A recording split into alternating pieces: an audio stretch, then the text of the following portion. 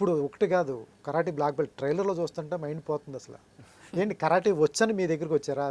Story వచ్చిందా, లేకపోతే అవంతికకి వెతుక్కుంటూ ఈ స్టోరీ వెళ్ళిందా? ఎందుకంటే చాలామంది డైరెక్టర్స్ అంటారు, నేను ఆవిడ కోసం ఈ కథ రాశాను, లేకపోతే రవి కోసమే రాశాను, హనురెడ్డి కోసమే కథ రాసింది, అతను లేకపోతే ఈ క్యారెక్టర్ ఎవరూ చేయలేరు అని అంటూ ఉంటారు. మీకోసమే, అవంతిక కోసమే రాశారా, లేకపోతే మీకు మార్షల్ ఆర్ట్స్ తెలుసని మీ దగ్గరికి వచ్చిందా? యాక్చువల్లీ నేను రాజమండ్రి రోస్ మిల్క్ చేస్తున్నప్పుడు when I was in 10th standard అప్పుడు నాకు ఇది వచ్చింది యాక్చువల్లీ అప్పుడు వచ్చిందా?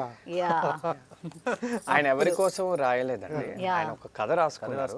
తర్వాత పర్ఫెక్ట్ కాస్టింగ్ ఈమె ఫిట్ అవుతుందని ఆమె ఆయన ఎప్పటి నుంచో అనుకోవడం వల్ల యా సో అప్పుడు ఒక ఏడి చెప్పారు నాతో, ఓకే ఇలా ఒక డైరెక్టర్ ఉంది, అలా ఉన్నారు, సో యా జస్ట్ మైండ్లో పెట్టు అని చెప్పారు. సో ఆ తర్వాత ఐ థింక్ ఇప్పుడు మ్యాడ్ తర్వాత నాకు 2023 అప్పుడు నాకు లైక్ ప్రాపర్గా కాల్ వచ్చింది.